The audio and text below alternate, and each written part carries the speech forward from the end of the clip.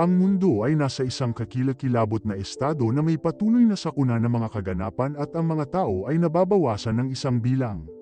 Ngunit ang Thailand lamang ang nananatiling malusog na may maraming mapagkukunan. Singh, nakaupo sa kanyang kotse, nakikinig dito sa radyo. Nakakakuha siya upang maghatid ng ilang mga isda sa kanyang partner.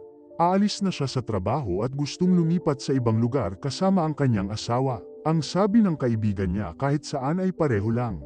Narating nila ang lokasyon ng paghahatid at sa lalong madaling panahon na pagtanto na ito ay puno ng mga manloloob. Si Singh ay isang profesional na boksingero at lumabas siya upang pabagsakin sila.